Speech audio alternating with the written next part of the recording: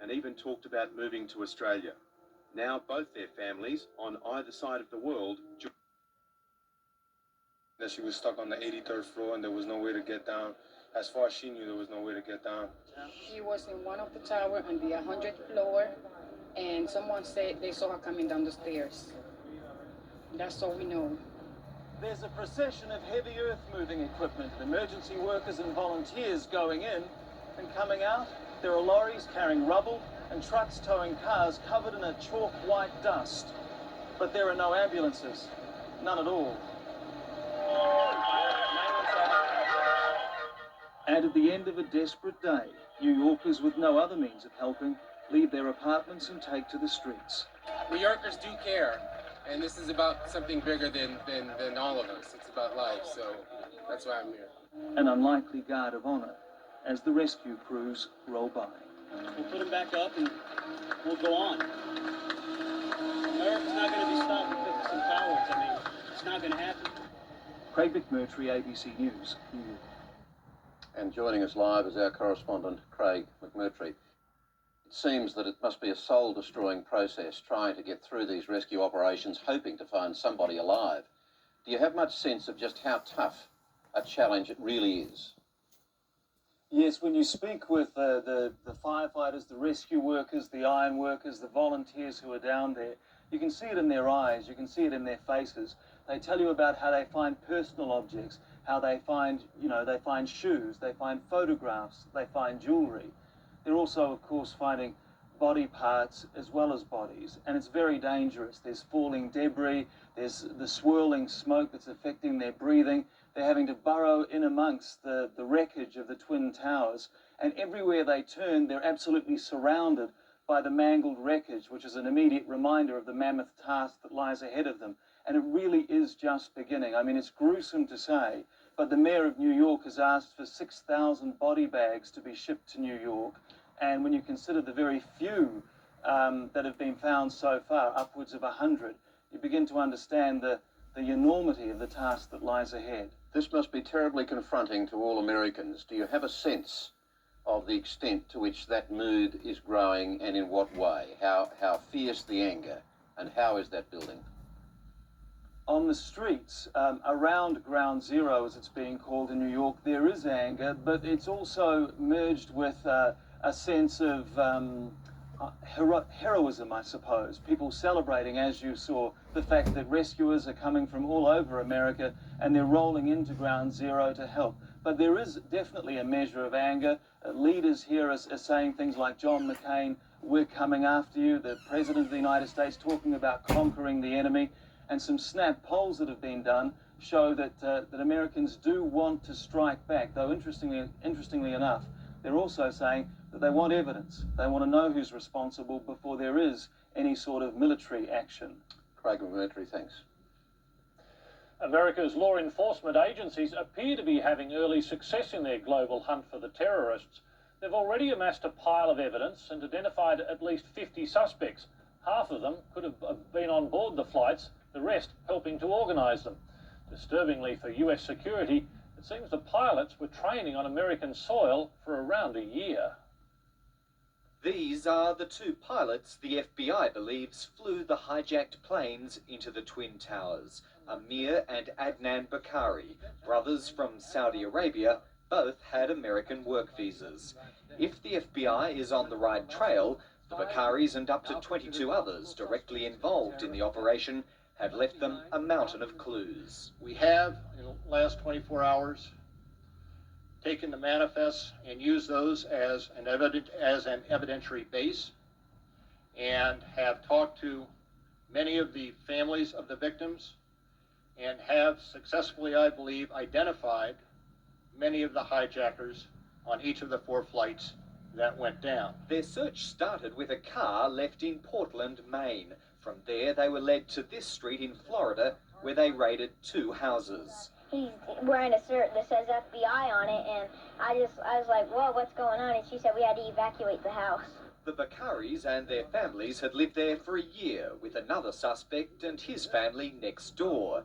They'd all fled on Monday, but left behind valuable information, including Saudi airline documents and flight manuals. The parents will take us by the park, and the dad will leave the mom. And while the dad goes to take his flight classes, and then he'd come up about an hour later and pick us up. They took their classes at nearby flight schools. All over North America and Europe, the net tightened. In Boston, a car rented by two other pilots, Mohammed Atta and Marwan Yusuf Al-Shehi of the Arab Emirates, was impounded at the airport. Charlie Voss, who worked at a Florida pilot school where the two had taken lessons, put them up for a while. They had no place to stay. They just popped in pretty much, as I recall, unannounced. And so we provided them, for the benefit of the flight school, provided them a place to stay for a few days. Up to 7 of the suspects had booked their tickets using the same credit card belonging to an associate who was picked up in a raid on a hotel in Boston. Authorities in Germany raided a house where the Bakaris had once lived, taking a woman in for questioning. Investigations are also underway in Canada, where some of the suspects are believed to have been based. By tonight, the FBI was claiming to have 2,000 leads and up to 50 suspects. They need to stay one step ahead of an angry American public, which has already begun targeting Islamic mosques in retribution. Greg Jennett, ABC News. For so many Australians, New York was the place to work, the pinnacle of a career. Now it looks like that the number of Australian victims of the attack is much greater than previously anticipated.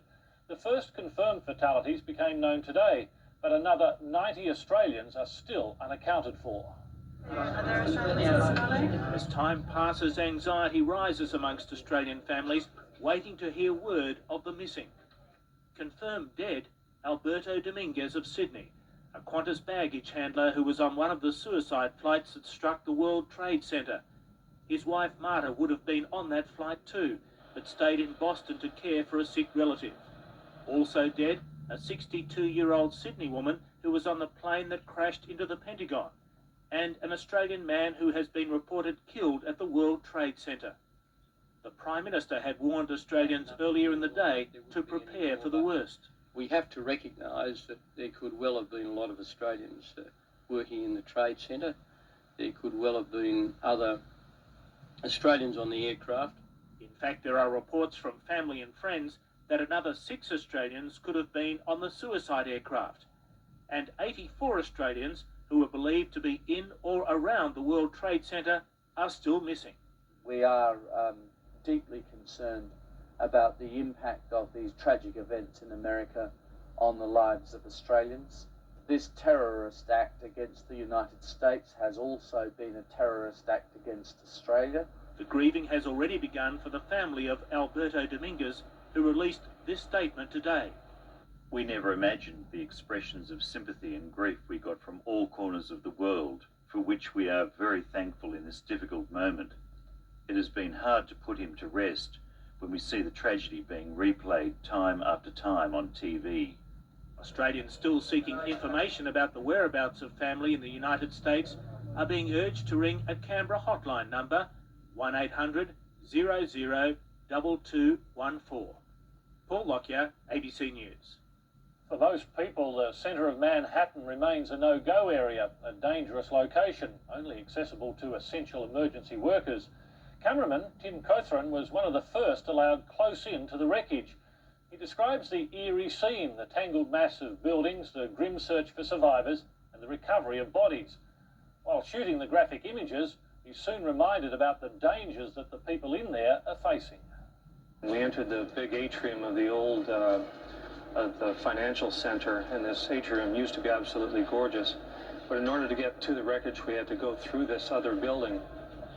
At the top of these stairs, there was some graffiti that was actually written in the sand that's everywhere as a dedication to the brothers of all the firemen, and they all consider themselves brothers.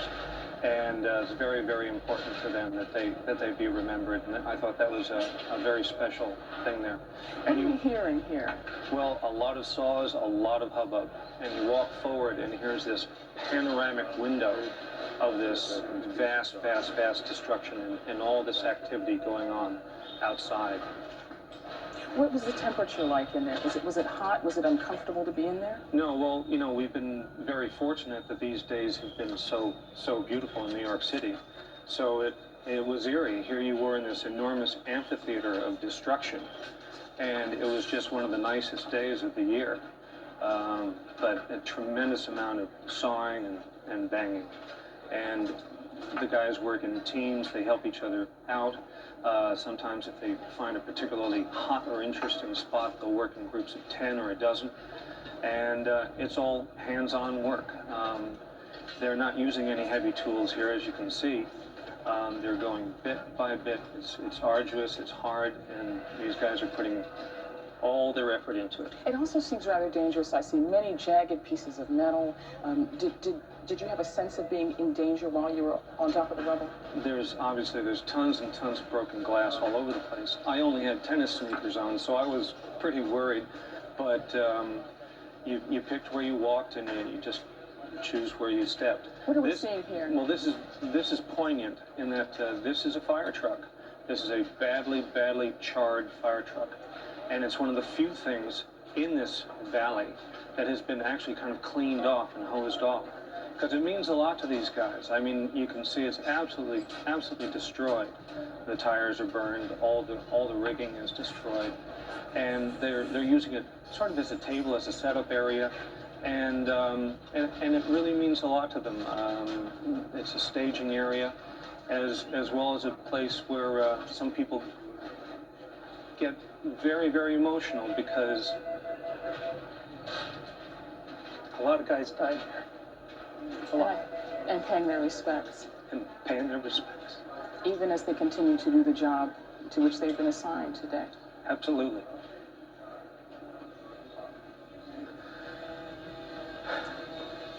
Did you have a sense of being very far up? Did you have a sense of being a couple of stories up atop the rubble there? It was really hard to gauge elevation because you're surrounded by some high pieces as well. You're sort of just this sensation of being in something of a valley.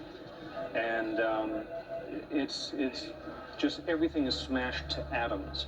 There are no big pieces of anything.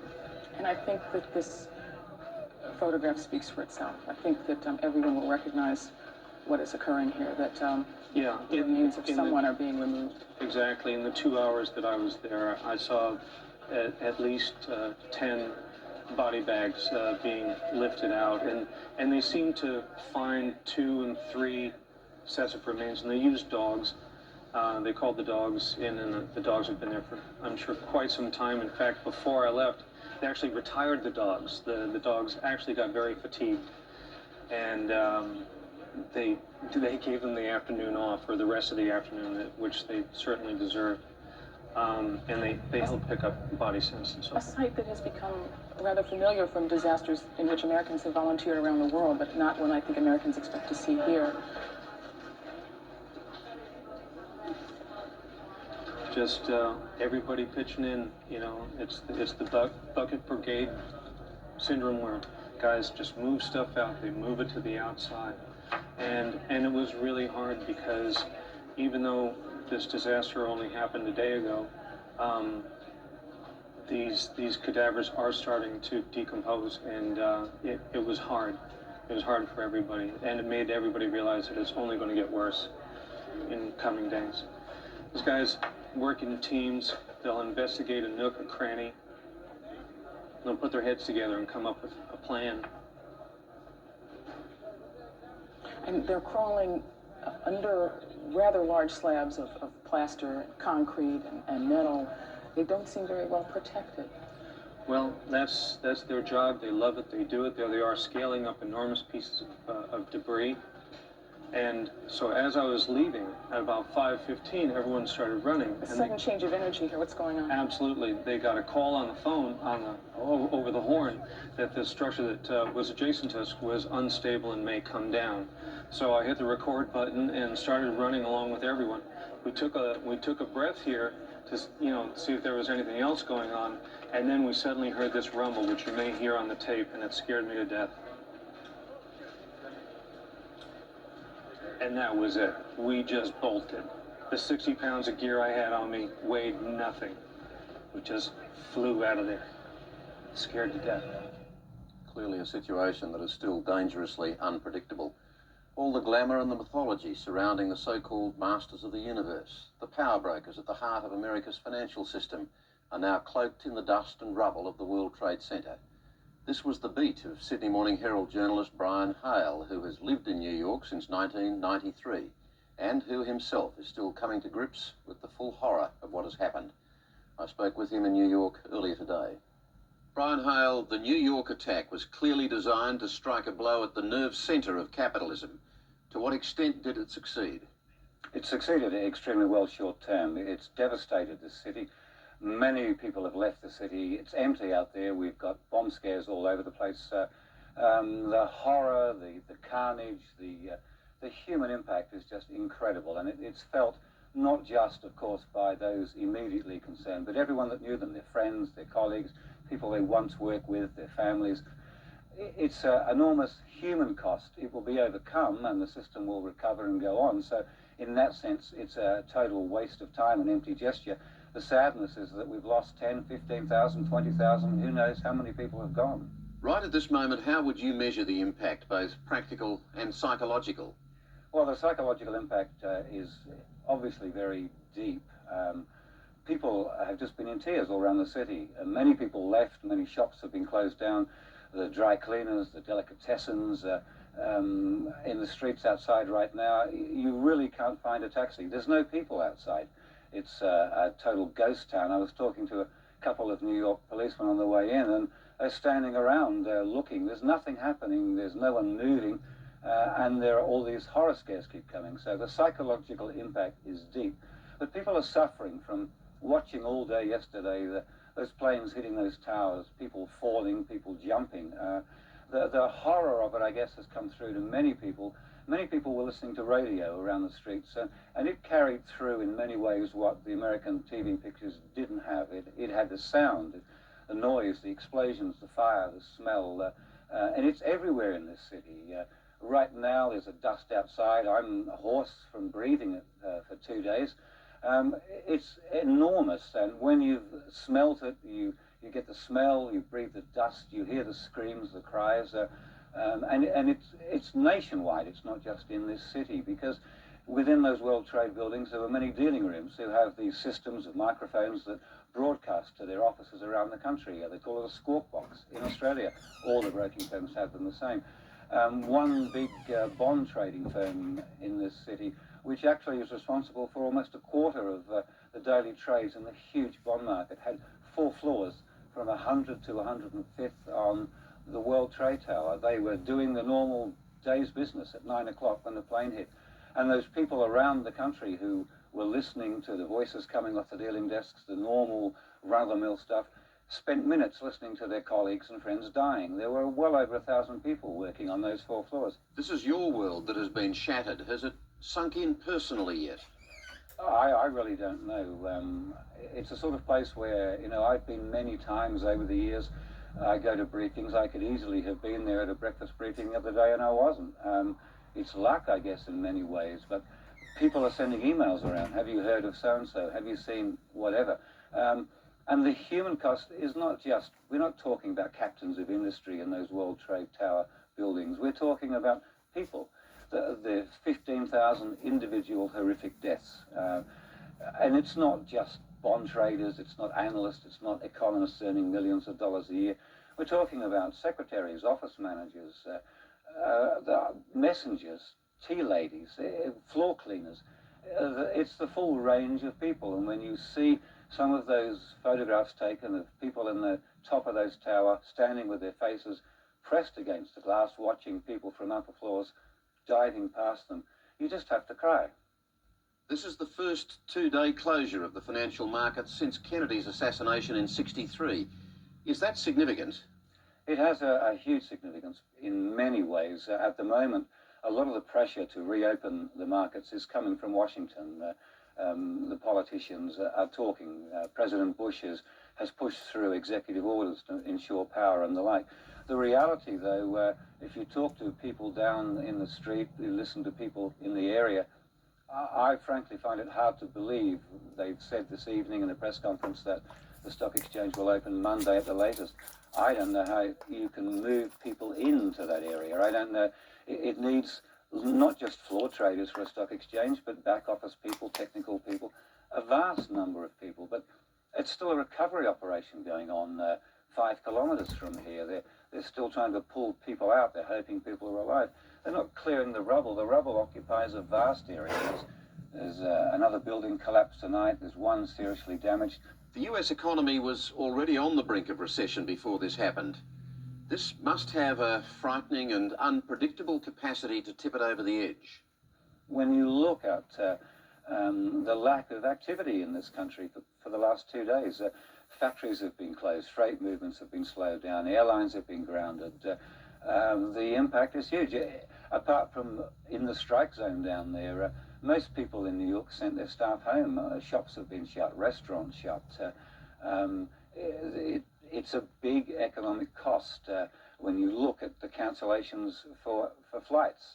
The airlines were already heading for a very disastrous year in this country, and it's probably going to be the worst year they've ever had. People are estimating total losses for them of $5 billion. The hotel companies, bookings are going to fall. I would think tourism would suffer. And the question really, in a way, is that it's been the consumer that's been holding this economy just above the recession level through this year. The business sector collapsed. Consumers account for 3/4 of GDP growth in this country. And there were signs, as you say, in the past couple of weeks of confidence was beginning to flag a little bit. There's endless sackings, layoffs. I would think this would make a huge difference. How could it not? Brian Hale, thanks for making the time in difficult circumstances. Thank you. It now seems certain that the 4th hijacked plane that crashed in Pennsylvania had the White House in its sights. The President's home and possibly the President's plane, Air Force One, were the 2 next most prized targets of the terrorists. They would have achieved their goal had it not been for the apparent bravery of the passengers on board. That remarkable story emerged during the course of the day. This report from CNN's Kelly Arena gives a chilling insight into the final moments of Flight 93. Sometime before United Airlines Flight 93 went down in Pennsylvania, a microphone in the cockpit was left open. Air traffic controller heard shouting, someone yelling, "Get out of here!" The microphone is momentarily turned off. It comes back on. Scuffling is heard, and again, a voice yells, "Get out of here!" The microphone is again turned off. When it's turned on again, it is clear the pilot is no longer in the cockpit. Someone is heard speaking in broken English, in what was described as an Arabic accent, telling passengers, quote, "There is a bomb on board. This is the captain speaking. Remain in your seat. There is a bomb on board. Stay quiet. We are meeting their demands. We are returning to the airport." While this was going on in the cockpit, we have information about what was happening in the cabin. One passenger, 31-year-old Jeremy Glick, was flying with his 2-month-old child. He called home from the doomed plane. He said the passengers were herded to the rear of the plane by a trio of hijackers, armed with knives and a red box they say contained a bomb. When Glick's family confirmed for him what another passenger heard, that a plane had already struck the World Trade Center, Glick dropped the phone, then returned to tell his family the male passengers had taken a vote to attack the hijackers. Glick wasn't heard from again. The plane held 38 passengers and a crew of 8. Now, almost 48 hours after the devastation, a more complete picture is emerging of what took place aboard all 4 hijacked aircraft before they crashed. Information which may help explain just who was responsible and why. CNN's Miles O'Brien completed this report. Nothing seemed amiss when American Airlines Flight 11 left the runway in Boston Tuesday morning. The 767-200 was about half full, toting 81 passengers, a cockpit crew of 2, and 9 flight attendants to the opposite coast. The captain likely planned for a 5-hour flight, so there was roughly 8,500 gallons of jet fuel in its 3 tanks. FAA radars tracked the airliner as it followed the flight plan, But then, about 20 minutes into the flight, somewhere over upstate New York, it turned sharply to the south. Flight 11 was hijacked, apparently by knife-wielding men. Airline pilots are trained to handle such situations by keeping calm, complying with requests, and, if possible, dialing in an emergency 4-digit code on a device called a transponder. It transmits crucial flight data to air traffic controllers. The action takes seconds, but it appears no such code was entered. But in the cabin, a frantic flight attendant managed to use a phone to call American Airlines Command Center in Dallas. She reported the trouble, and according to the Christian Science Monitor, a pilot apparently keyed the microphone, transmitting a cockpit conversation. The hijackers could be heard saying, "We have more planes, we have more planes." Radio transmissions like this would have been recorded on the ground by the FAA. The police have identified 5 suspects that they believe were involved with this terrorist act, and 2 of whom may be brothers, apparently, reportedly. 2 others may have flown in from Portland and originated in Canada. About 5 minutes before Flight 11 started heading south, another 767, United Flight 175, left Boston, also for Los Angeles, 65 souls aboard. 15 minutes after becoming airborne, it veered off course. One passenger made 2 calls to his father.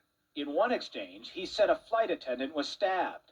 In the second call, he told his dad the plane was going down. They knew not to carry guns on the airplane. If they fired off a bullet, they could have had explosive decompression on the aircraft. They knew what they were doing, and they knew what their mission was, obviously. We know what happened next. The 767 struck and ultimately leveled the World Trade Center's twin towers. I know pilots. No, if you're going to die, you're not going to fly in a World Trade Center to do it. Yeah, there would be a struggle, major struggle. By 8:20, the third hijacked flight, American Flight 77, a 757, left Dulles Airport outside Washington, again bound for Los Angeles with 66 people on board. Radar tracking information on this flight obtained by CNN seems to indicate the transponder was turned off, which would have made it tougher to see on radar.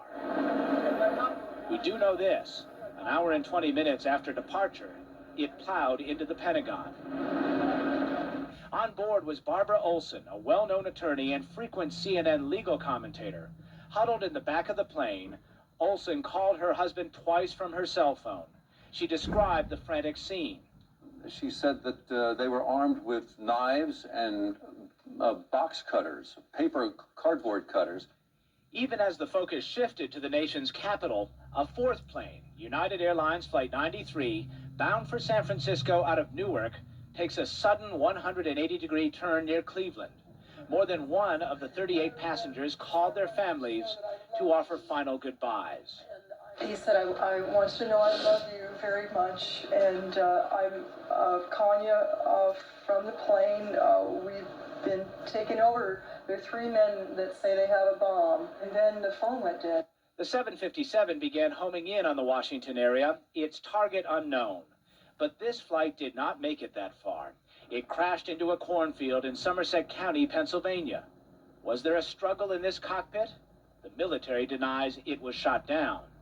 Pilots assessing this horrific sequence of events to a person believe the hijackers were in control of the 3 planes that hit their targets, and that they must have been well schooled in aviation. No, these people were well qualified on the airplane. They knew the systems, they knew the navigation, and they knew the flight management system, the computers, and they knew navigation. They went from Boston and right down to New York. They had to know which way to turn. For those of you on the East Coast who've just switched on expecting the 7:30 report, a reminder that this is a news and current affairs special which will be running until late this evening. Now, recapping the latest details in the search for survivors from the attacks on the World Trade Center and the Pentagon. 3 Australians are confirmed dead.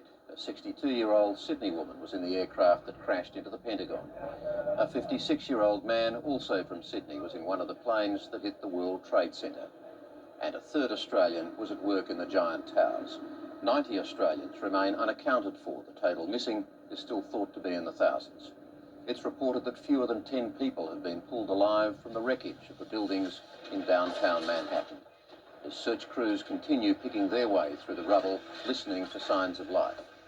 FBI officials have identified up to 24 suspects they believe were involved in the hijacking of the 4 planes, while as many as 50 may have helped execute the plan. As America moves closer to finding out who was responsible for the attacks, it's also preparing for massive retaliation.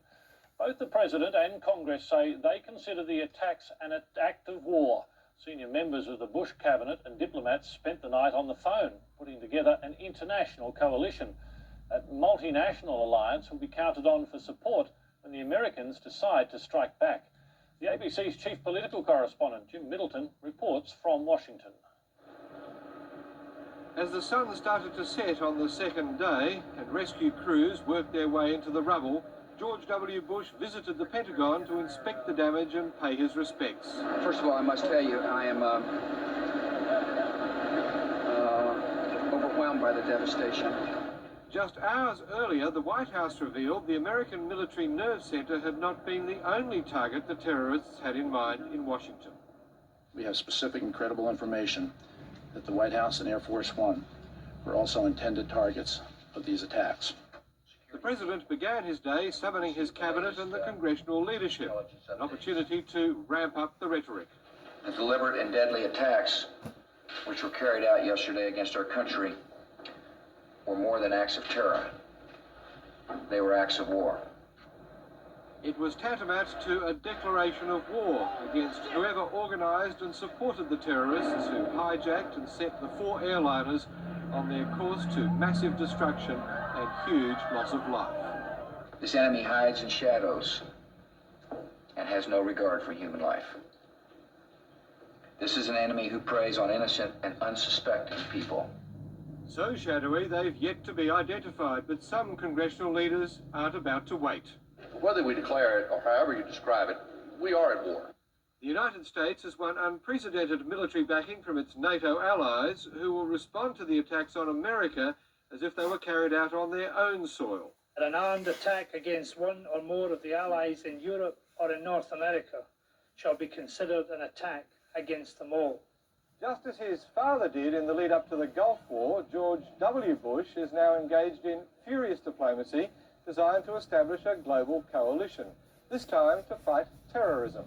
His administration claims yesterday's tragedy proves it's now as serious a threat to democracy as was the Cold War, the battlefield, they claim, of the 21st century. It's a scourge not only against the United States, but against civilization, and it must be brought to an end. With the help of its international friends, insists the United States, it will find the culprits and make them pay for their crime.